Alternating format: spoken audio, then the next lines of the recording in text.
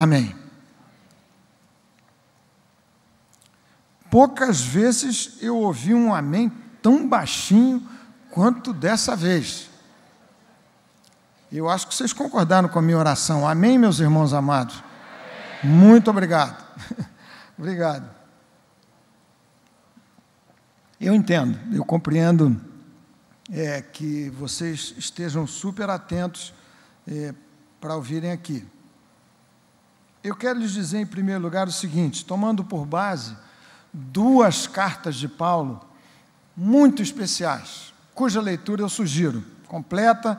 Aqui estamos na leitura bíblica, já começando Salmos, o livro dos Salmos, mas você pode ler primeira carta de Paulo aos Coríntios e a segunda carta de Paulo aos Coríntios.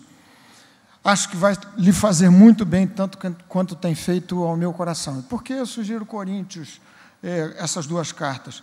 Porque Paulo tratou daquela igreja com extremo cuidado, com dificuldade, com muito amor, mas sob a luz do Espírito Santo, sobre a inspiração. O texto é inspirado pelo Espírito de Deus.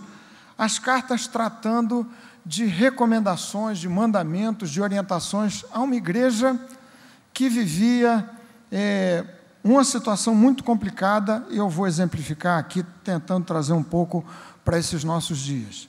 Mas há muitos outros textos aqui que eu quero mencionar a propósito e a respeito desse assunto.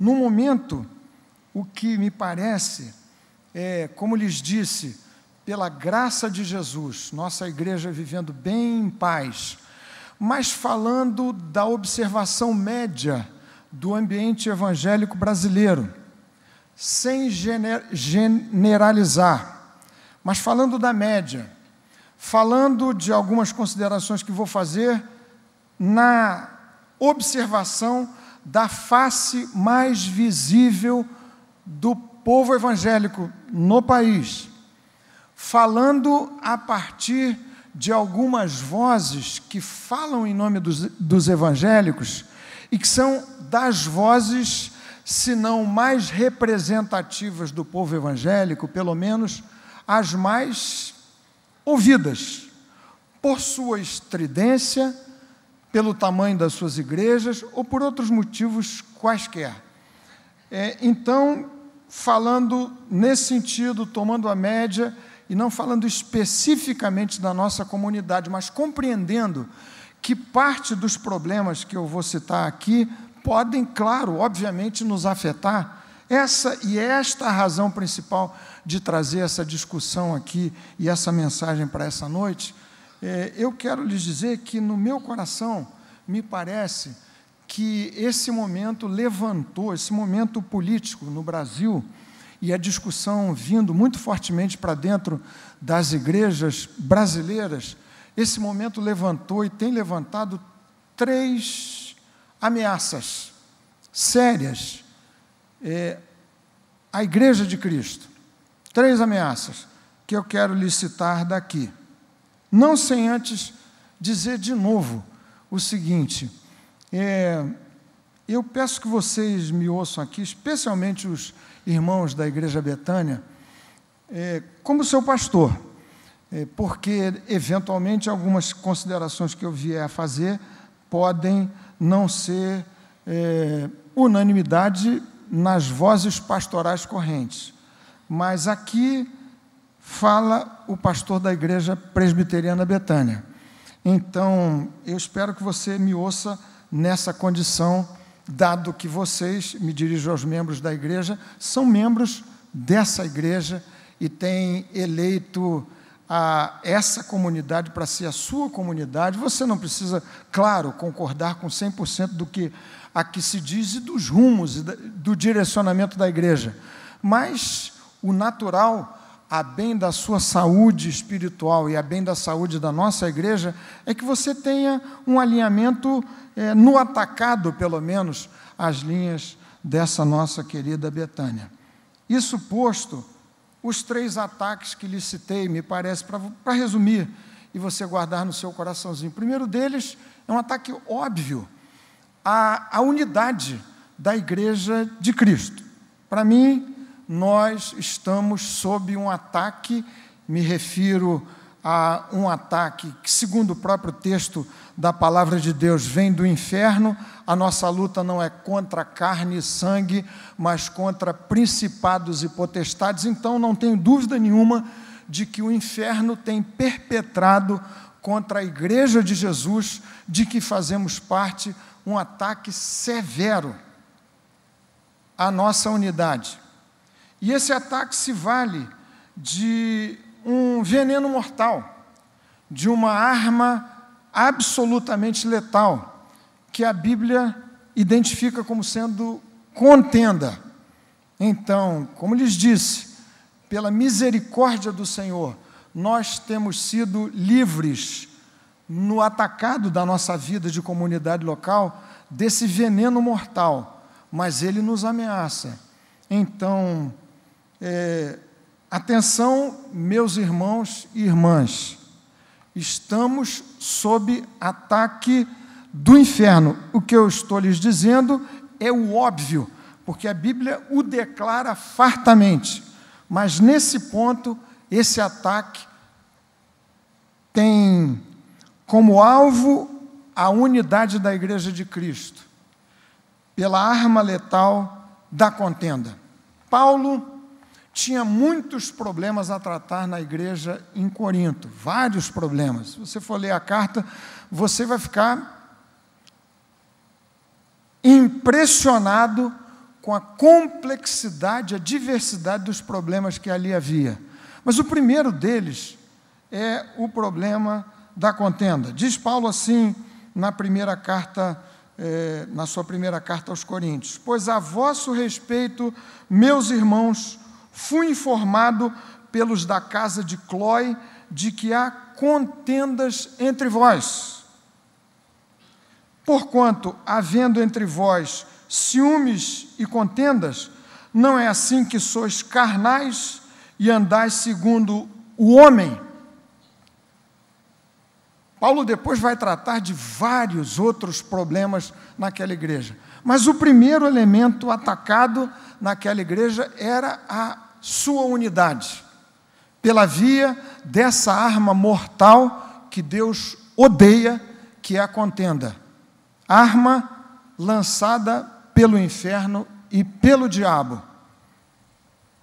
Vale dizer que os motivos que engendraram contendas naquela igreja em Corinto eram muito mais nobres, entre aspas, do que os motivos que têm sugerido, ou levantado, ou ameaçado a nossa unidade como corpo de Cristo pela via da contenda nesse momento brasileiro. Porque em Corinto a disputa era: eu sou de Paulo, eu sou de Apolo, eu sou de Cefas. Era, me parece, um motivo muito mais nobre ainda, que absolutamente injustificável para os separar em divisões, em facções. No nosso caso, os motivos são ridículos do ponto de vista da ameaça à nossa unidade em Cristo. Texto de Provérbios.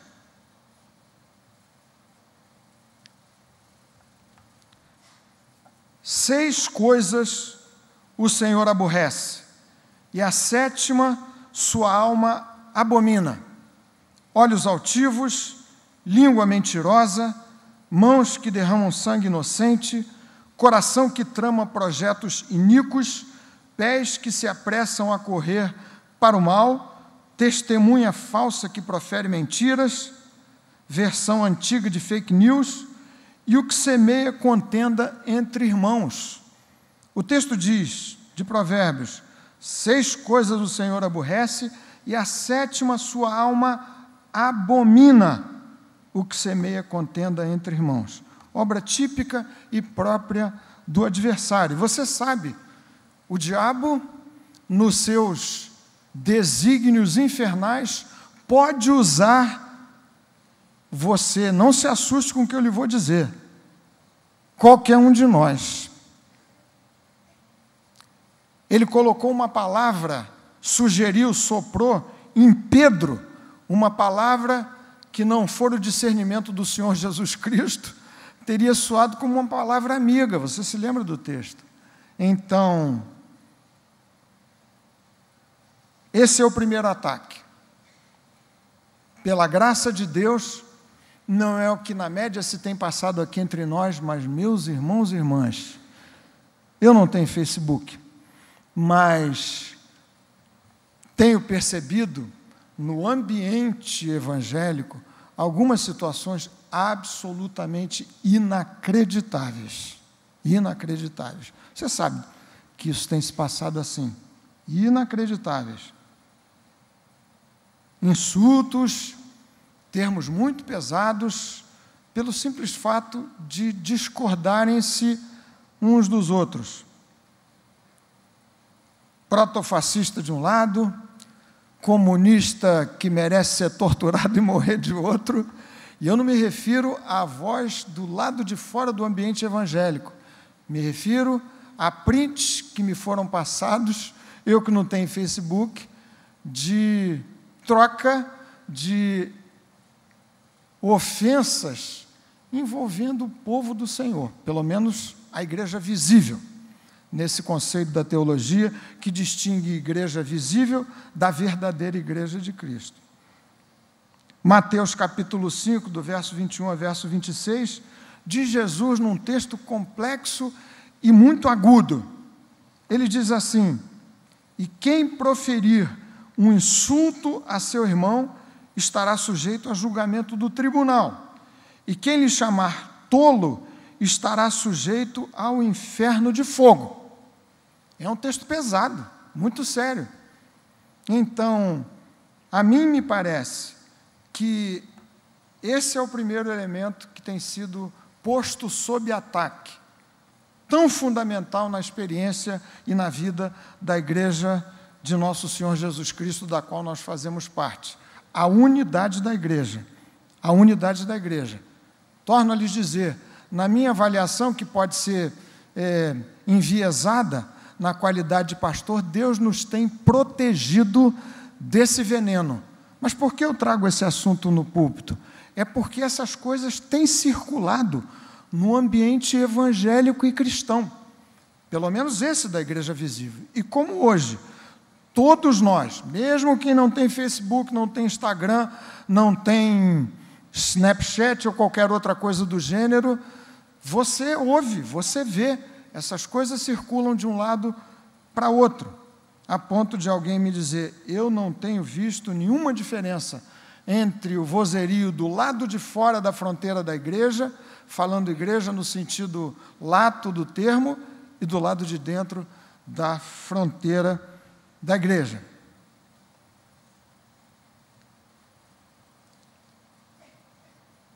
Um ambiente difícil, muito difícil, nesse sentido da convivência entre posições distintas em torno de um assunto que é um assunto periférico à vista do assunto e dos elementos que nos fazem e compõem a igreja de nosso Senhor Jesus Cristo.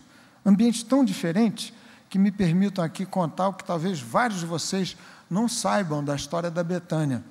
Em 1989, eu era pastor da igreja, com 30 e poucos anos, pastor Josué estava aqui com a gente já desde aquela... Ele tem essa cara assim de pastor muito jovem, mas ele está aqui um bocado de tempo. É o único entre nós que não envelhece, mas pastor Josué, àquela altura, era pastor auxiliar do pastor Tel, não era isso, Josué? 1989, eu era pastor da Betânia, e naquele ano deu-se o primeiro giro de eleições para presidente, depois de mais de 20 anos sem eleições diretas. Os mais, digamos, os mais maduros, para não ser ofensivo, e você se sentir aqui excluído dessa minha observação, talvez não se lembrem da história, mas em 1988 havia 22 candidatos se apresentando à presidência. Esse ano foram 13, mas havia 22.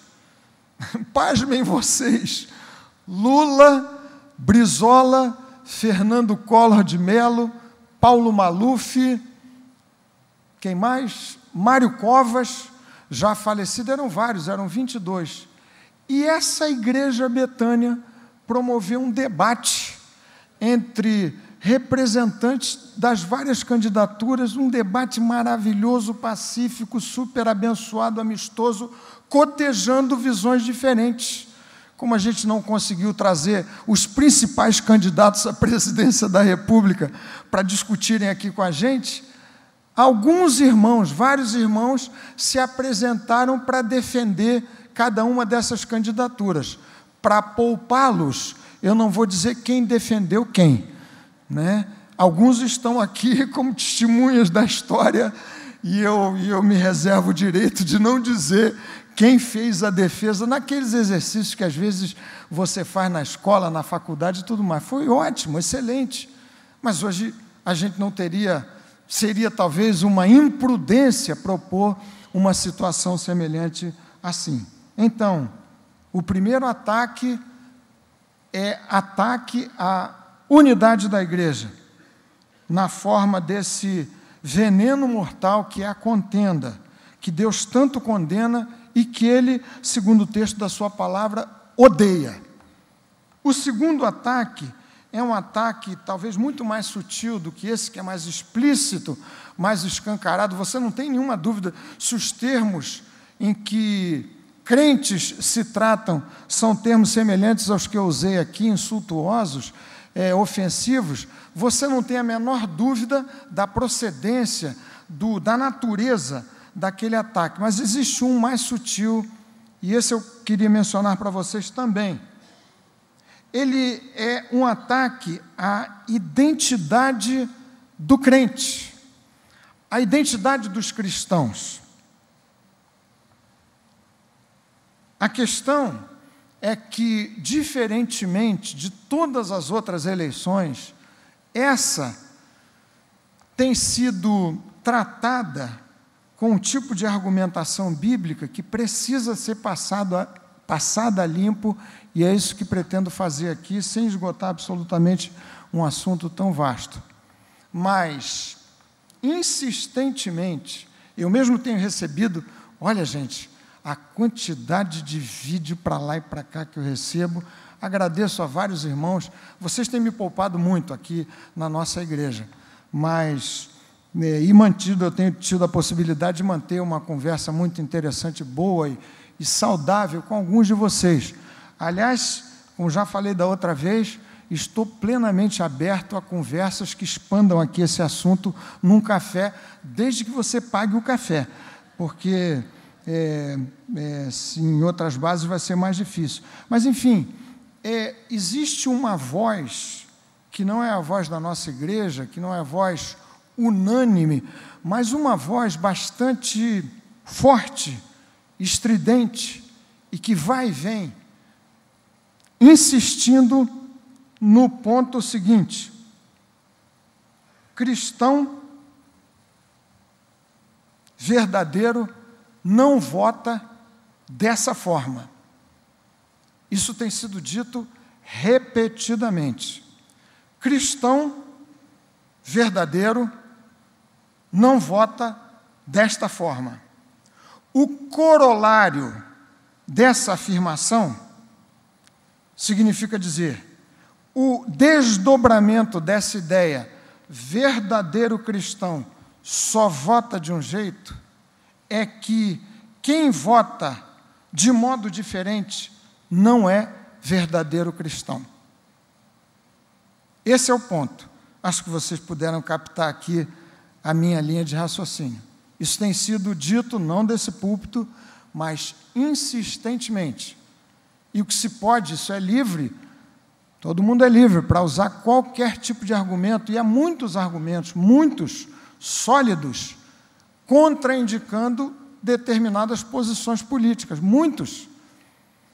Mas a afirmação, e eu copiei, ipsis literis, o que tem sido dito, torno a lhes dizer, de modo estridente, de modo histriônico, de modo insistente, por muitas, não poucas, vozes que representam uma boa maioria dos evangélicos no país, é isso.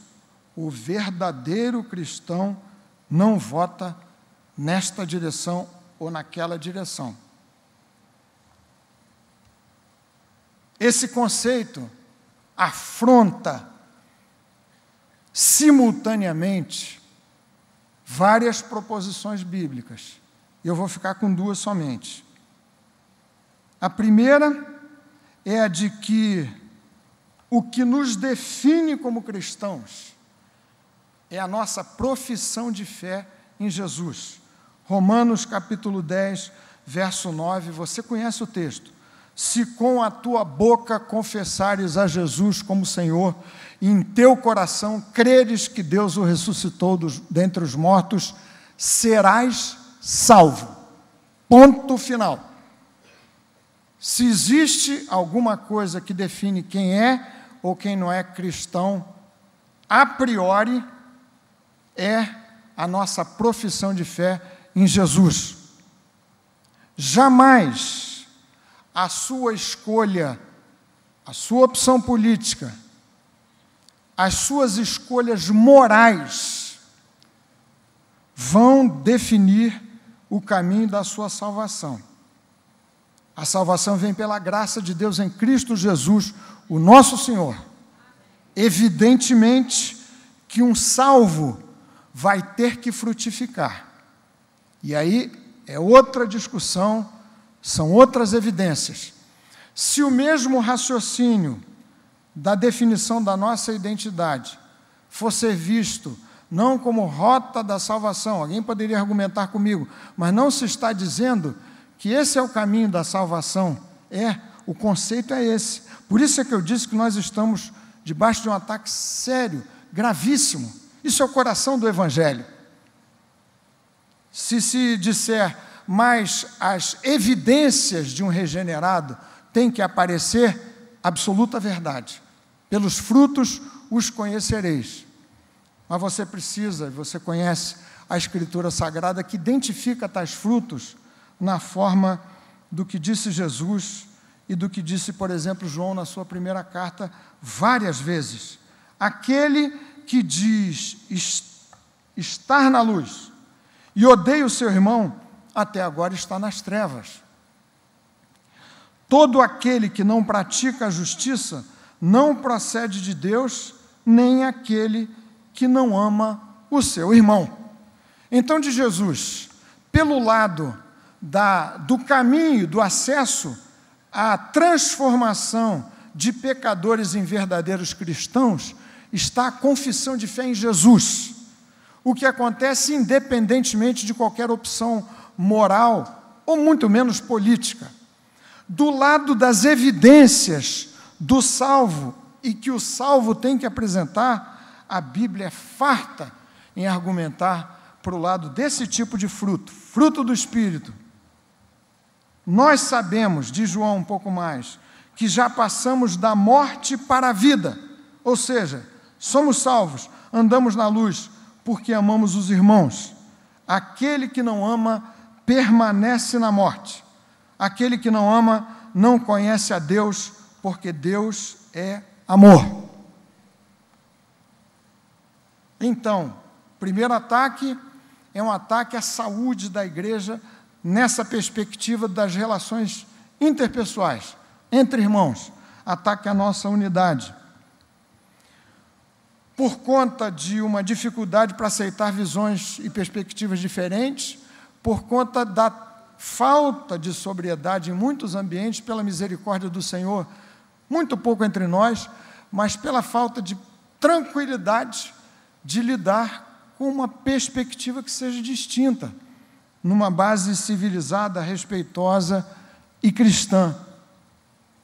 Segundo ataque, nossa identidade de crentes em Jesus definitivamente não pode ser apresentada como sendo matéria de nossa opção político-partidária.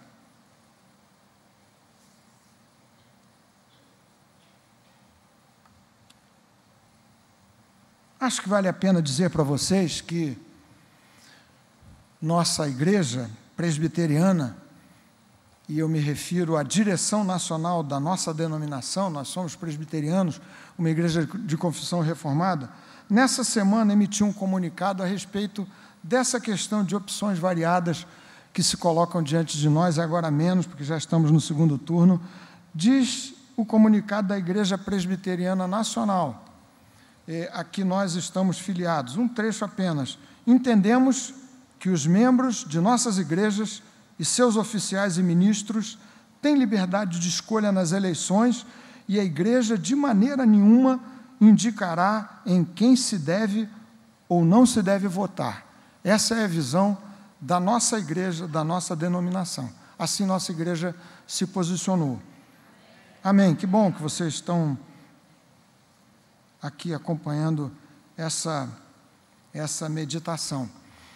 Meus irmãos,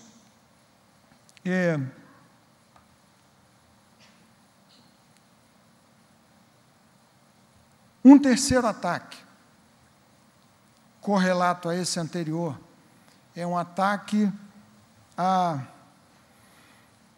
integridade do Evangelho. Nessa questão da escolha política, o máximo que a gente poderia chegar é pensar que há crentes com mais juízo ou com menos juízo, que há crentes mais bem informados, menos bem informados, que há crentes com mais discernimento da matéria política, antropológica, social, etc., da história, do que outros. Mas não é isso que nos identificará como salvos pelo sangue de Jesus. Terceiro conceito, terceiro problema e terceira ameaça, é uma ameaça à integridade do Evangelho. Ele está correlato à ideia anterior, como lhes disse de novo, não é a expressão da nossa igreja aqui, Betânia local, mas isso tem sido dito de modo tão, o termo eu vou insistir nele, estridente, que eu preciso dizer para vocês que não é assim. É a perspectiva nossa, da nossa igreja e do seu pastor. Sempre que se afirma que determinado posicionamento político partidário representa os valores do Evangelho, isso tem sido dito explícita e insistentemente. Sempre que se cola uma bandeira político-partidária ao Evangelho de Jesus, dizendo dessa forma, como muitos têm dito, essa bandeira representa os nossos valores. Aqui nós entramos num problema muito sério e grave. Grave. Não é grave por conta da opção política, não é grave por conta dos valores éticos e morais que estejam em jogo e que estejam em discussão. É grave porque essa é uma proposição que não guarda qualquer tipo de cautela. Todas as expressões, você sabe disso, mas eu vou reforçar daqui, todas as expressões político-partidárias são expressões de um mundo caído. A nossa cultura traz consigo, por ser expressão de um mundo caído, de um mundo secularizado, de um mundo que virou as costas para Deus, esta cultura, e nessa cultura incluem-se partidos de todas as matizes, de todas, absolutamente todas, trazem em si, podem trazer elementos da graça comum, essa é a nossa teologia reformada, expressões de Deus e de bem, e ao mesmo tempo, expressões próprias do coração caído do homem pecador, coração sem Deus, e frequentemente elementos que são frontalmente evangélicos e cristãos, antibíblicos, porque são expressões do mundo sem Deus, que traz em si feixes da graça comum, mas eles não podem jamais ser colocados dessa forma na base de uma identificação direta com o Evangelho de Nosso Senhor Jesus Cristo. O Evangelho não aparece representado em totum em nenhuma cor partidária ideológica. O Evangelho é diferente. O Evangelho é muito superior. E essa insistência em colar o Evangelho com uma opção política, fosse ela qual fosse, e por que eu estou lhes dizendo isso? É porque esse argumento nunca foi usado anteriormente.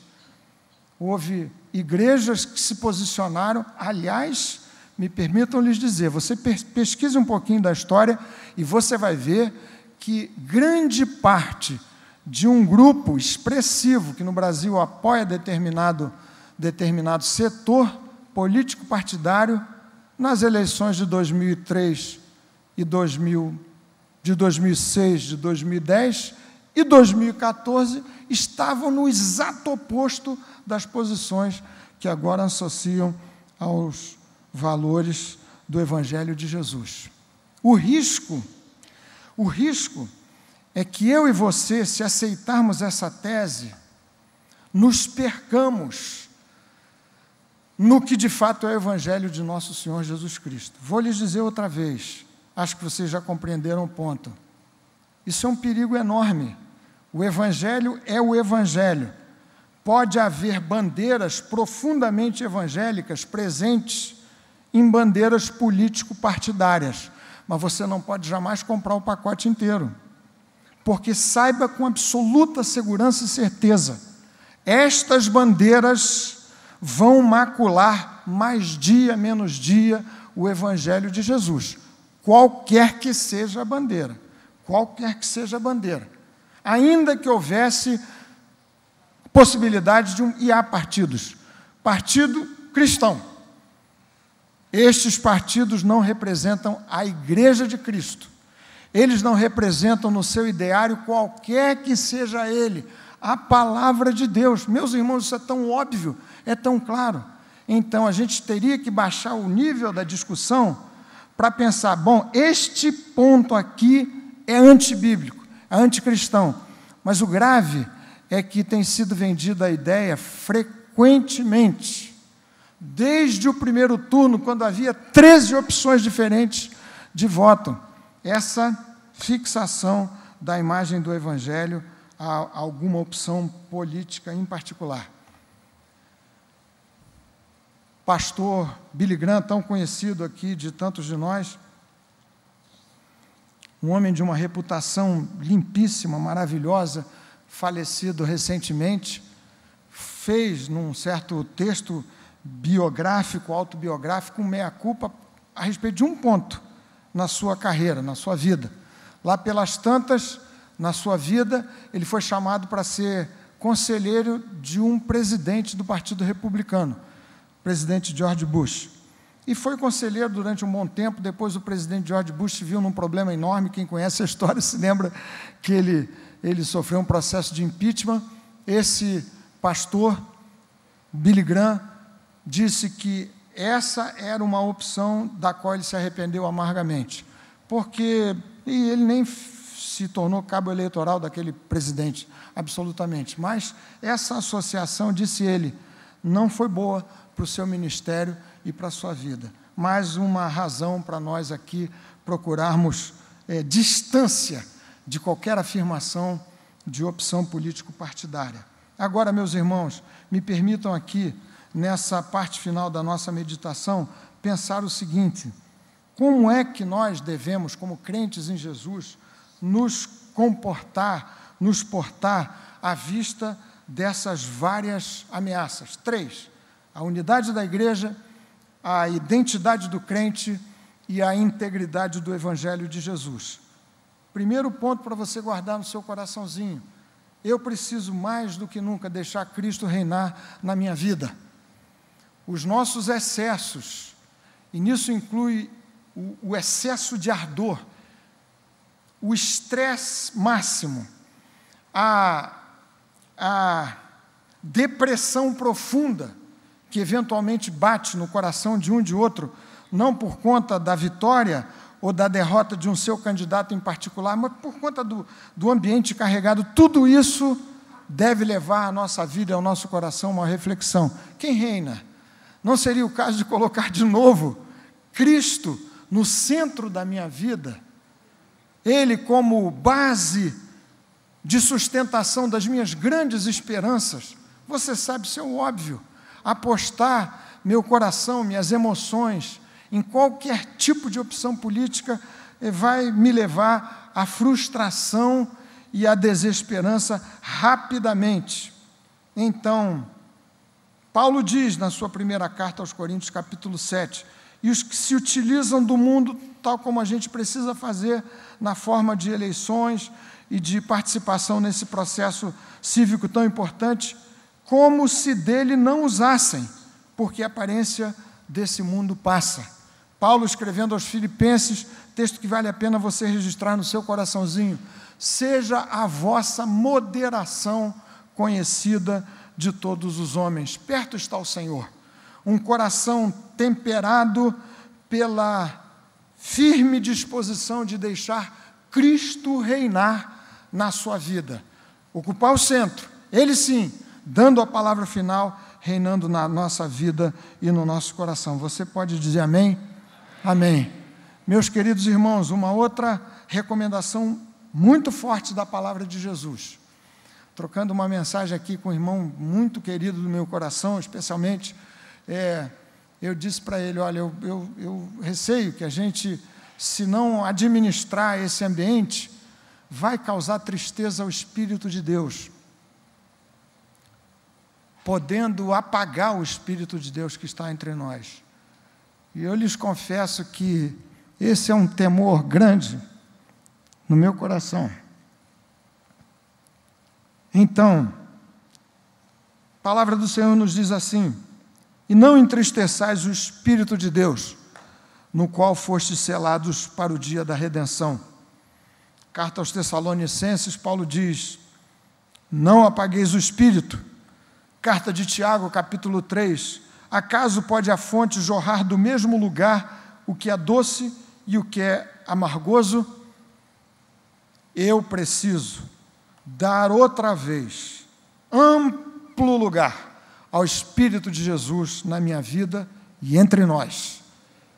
O Espírito do Senhor é quem precisa inspirar as canções na minha alma e no meu coração. Orar como salmista, no Salmo 19, que as palavras dos meus lábios e o meditar do meu coração sejam agradáveis diante de Ti, ó Senhor, rocha minha e libertador meu. Vamos dar lugar ao Espírito Santo entre nós. A gente tem orado aqui, muitas vezes, 52 dias, 20, 30, 40 irmãos, às vezes um pouco menos, todos os dias, pedindo que o Espírito do Senhor venha sobre nós, nos oriente. Não podemos apagar o Espírito por conta daqueles riscos que eu acabei de lhes mencionar anteriormente. O exercício do arrependimento, o exercício do perdão. Paulo fala, você conhece o texto, já mencionei, mas o fruto do Espírito é amor, longanimidade, mansidão, domínio próprio, experiências que a gente precisa exercitar. E nada melhor do que num ambiente de polarização de opiniões para praticarmos o exercício do fruto do Espírito Santo, que é o amor. Como é que você pode exercitar longanimidade se você estiver do lado da pessoa mais maravilhosa, que concordava com você em tudo, que não estresse você em nada? Longanimidade significa aquela resiliência de ter o elástico da sua paciência esticado até o seu limite. E tantos outros elementos mais que o texto da carta de Paulo aos Gálatas descreve de maneira maravilhosa. Paulo diz assim, na carta aos Coríntios, capítulo 5, primeira carta: não é boa a vossa jactância. Jactância é arrogância que se manifesta também na forma de minhas discussões com alguém, quando eu não consigo imaginar que o outro que pensa diferente de mim me tem alguma coisa a acrescentar. Quando eu não consigo sair da minha própria posição. É um prejuízo, inclusive, para o nosso serviço missionário e a nossa chamada de evangelização. Eu preciso ter a capacidade de ouvir. E jactância, e arrogância, e orgulho de quem não abre mão da sua própria posição e pretende, nessas matérias, ter a última palavra, isso não é fruto do Espírito, é obra da carne. Então, vamos dar lugar, outra vez, ao Espírito Santo entre nós. Terceira, volto aqui um pouquinho, porque esse texto é tão especial e tão importante que vale a pena ler para vocês. Paulo orientando o jovem Timóteo, servo do Senhor, numa igreja também às voltas com muitas dificuldades ali, naquele caso doutrinárias, mas que os ameaçavam separar. Ele diz assim: recomenda estas coisas, dá testemunho solene a todos perante Deus, para que evitem contendas de palavras que para nada aproveitam, exceto para a subversão dos ouvintes. Evita igualmente os falatórios inúteis e profanos, pois os que deles usam passarão a impiedade ainda maior. E repele as questões insensatas e absurdas, pois sabes que só engendram contendas. Ora, é necessário que o servo do Senhor não viva a contender, e sim deve ser brando para com todos. Evidentemente que eu não estou dizendo aqui na leitura desse texto que determinados assuntos que têm a ver com o destino da nossa nação ou com valores morais são questões insensatas e absurdas, mas a forma como às vezes a gente entra na discussão torna tais questões absolutamente perda de tempo e que só servem, como diz Paulo, para subverter os ouvintes. O que nós precisamos ter como cuidado no nosso coração é para, na tentativa de blindar a igreja de determinados pecados que nos ameaçam de fato e de verdade, nós não abramos a porta para que entrem outros pecados desse tipo, daqueles que Deus odeia. Terceira recomendação: vamos reconhecer cada vez mais e respeitar a beleza da estrutura do corpo de Cristo, segundo a descrição de 1 Coríntios capítulo 12. Somos o corpo de Cristo. Se o Senhor visitou a sua vida, se o Espírito Santo resgatou você da morte, se você recebeu a salvação pela graça em Cristo, então você foi colocado como membro do corpo de Cristo. Mas esse corpo é diverso. Leia 1 Coríntios capítulo 12, para você ver que descrição maravilhosa. Eu preciso reconhecer e respeitar a beleza do corpo. Isso não tem nada a ver com aceitar heresias, passivo e placidamente, não estou falando disso, mas reconhecer que nos vários membros que compõem a riqueza do corpo de Cristo, desde que estejamos todos sob o governo do cabeça, que é o próprio Jesus, haverá diversidade de posições e de perspectivas quando se trata dessas matérias que não são o coração do Evangelho de Jesus.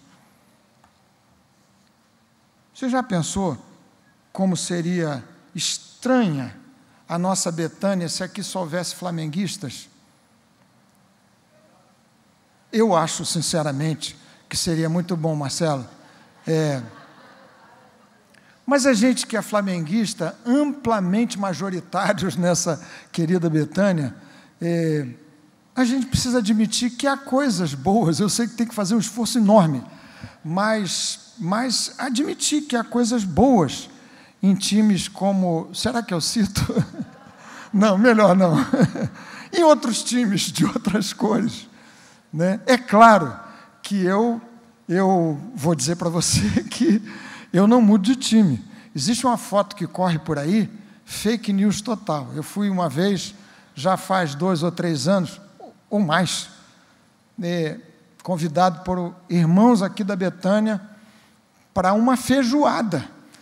E eu fui colocado numa armadilha, porque, apesar de serem irmãos a quem eu respeito muito, mas todos tricolores, e a feijoada visava comemorar um título, que já ficou muito para trás, de campeão brasileiro, Fluminense. Então tem uma foto que circula por aí, fake total. Aliás, eu preciso dizer diferente, a foto não é fake, mas eu sofri bullying naquele dia. Entrei na casa de um irmão amado, que provavelmente está aqui, e um outro irmão igualmente amado, mas um pouco assim impertinente, na defesa do seu clubismo tricolor. Entrei na casa, ele me plantou uma faixa do Fluminense, campeão brasileiro. E essa foto corre aí as redes sociais, e eu preciso fazer aqui um desmentido público. Não virei casaca, continuo sendo torcedor do Flamengo, acho que é a melhor das opções, mas respeito perfeitamente a possibilidade de você escolher um time pior do que o meu. Meus irmãos, quarto ponto para você refletir aqui comigo, e eu prometo a vocês que nós vamos já avançando para a oração final. Descanse no Senhor e na sua imensa graça, soberania e poder. Gente, nós falamos isso muito antes, mas o que eu quero é que o meu coração e o seu, o nosso, descansem todos no Senhor, sobretudo quando você for contrariado nas suas opções pessoais, sobretudo quando o ambiente se tornar irrespirável, tóxico, estressante para a sua vida e para a sua alma, você precisa respirar em paz. 2 semanas atrás, um instituto de pesquisa, Datafolha, publicou números impressionantes a propósito do ambiente que nos cerca no Brasil. A pesquisa indicou o seguinte: 78% dos brasileiros sentem-se desanimados com o país. 2 semanas atrás, somente, 68% dos brasileiros sentem raiva quando pensam no Brasil. 59% dos brasileiros têm mais medo do que esperança no futuro. E hoje mesmo, os jornais do dia e as revistas têm falado disso da mesma forma. Quem é psicólogo, psicanalista, pode confirmar esse testemunho que essa pesquisa aqui do Datafolha indica. Estresse para tudo quanto é lado, por conta dessa pressão desse momento. Mesmo que você odeie discussão política, existe um peso estressante na sua vida, no seu coração e nos nossos. A palavra é a palavra de Paulo aos Filipenses, que tantas vezes a gente repete para o nosso ansioso coração: não andeis ansiosos de coisa alguma, antes sejam em tudo conhecidas de Deus as vossas petições pela oração e pelas súplicas com ações de graças. Meus queridos irmãos e irmãs, será que a gente pode descansar profundamente, como o Salmo 131, como a criança se acomoda e se aquieta nos braços da sua mãe? Tal é minha alma para contigo, ó Senhor. Descansar no Senhor, é Ele que cuida da minha vida, Ele age do jeito que Ele quiser. E saiba do seguinte, por isso é tão irracional a discussão e o azedume e a transformação da igreja em militante política. É uma coisa absolutamente irracional. Se por motivos bíblicos não fosse, por outros mais.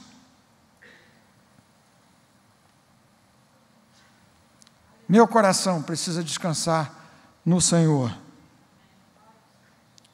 Pedro, encerrando a sua carta, diz da mesma forma: lançando sobre ele toda a vossa ansiedade, porque Ele tem cuidado de vós.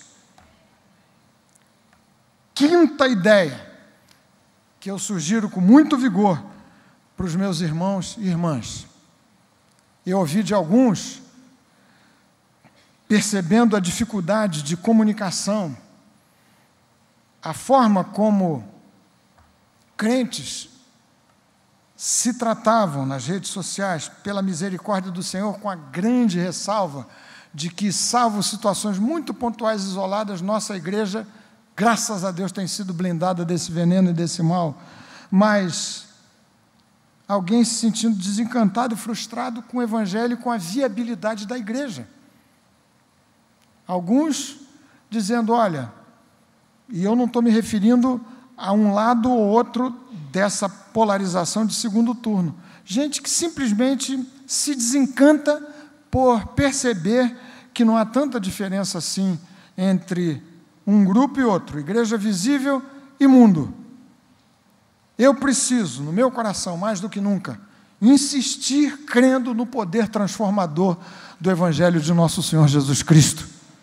Ora, se alguém está em Cristo, segundo aos Coríntios capítulo 5, verso 17, ora, se alguém está em Cristo, nova criatura é. As coisas antigas já passaram, eis que tudo se fez novo. Essa é uma bendita possibilidade. Amém. Louvado seja o Senhor.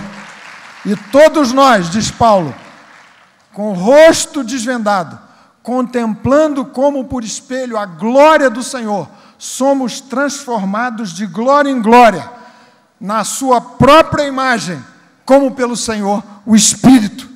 Pela graça de Jesus, pelo Espírito do Senhor, a gente haverá de melhorar a cada dia na direção da imagem perfeita de Jesus na nossa vida.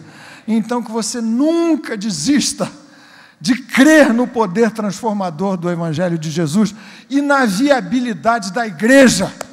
Maravilha de Deus, bênção de Deus para o nosso coração e para a nossa vida. Nesse sentido, minha sexta recomendação aqui para nós, para o nosso coração, vamos renovar o nosso compromisso, a nossa dedicação, a nossa missão de evangelistas, de agentes de reconciliação, de embaixadores de Jesus, de elementos de agenciamento de boas obras que glorifiquem ao nosso Deus que está nos céus. Vamos renovar mais do que nunca esse compromisso, esse ardor. Já lhes falei, vou repetir outra vez, aqui uma vez mais. Meus irmãos, se a gente usasse, pensarmos no mundo evangélico brasileiro, usando essa energia toda desse momento, do que concentra grande parte da nossa atenção e da nossa agenda, para o exercício missionário, uma grande revolução pode acontecer, sim, de Jesus nessa nação. É só a gente mudar, dar um shift aqui nesse botão. 1 Coríntios capítulo 15, versículo 58.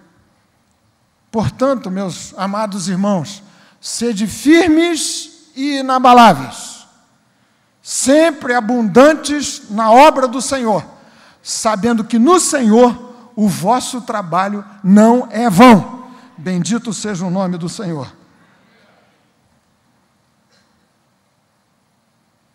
Finalmente, orarmos juntos.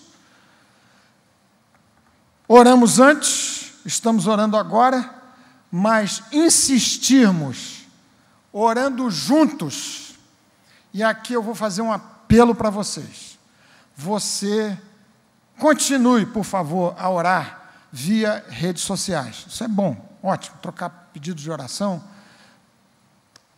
Continue a fazer a sua oração devocional. Isso é fundamental para a sua vida diária.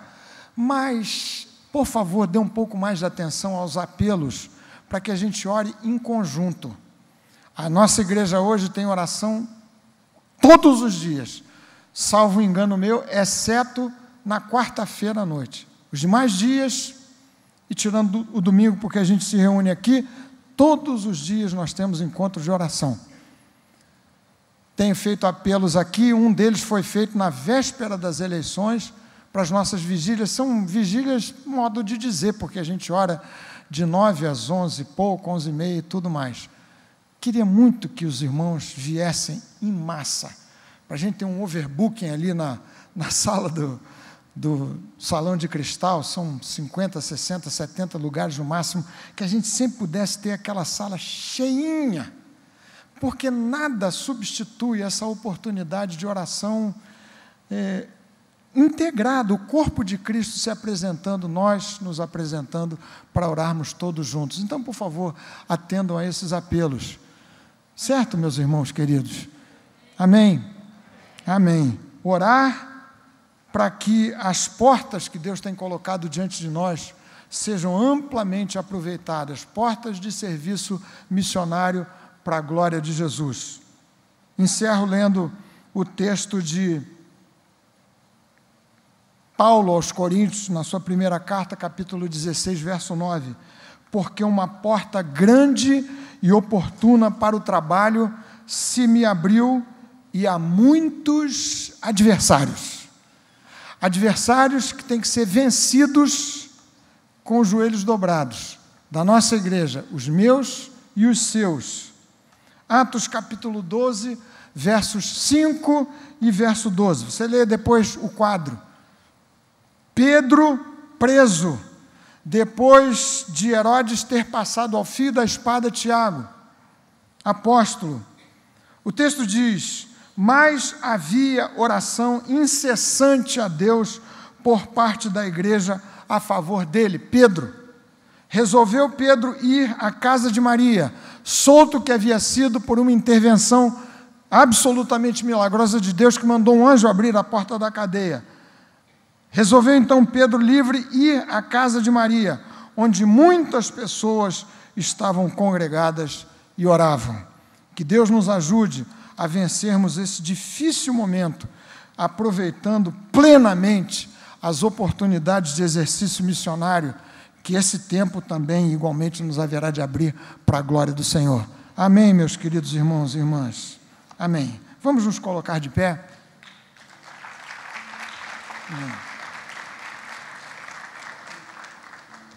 Amém. Nós vamos cantar.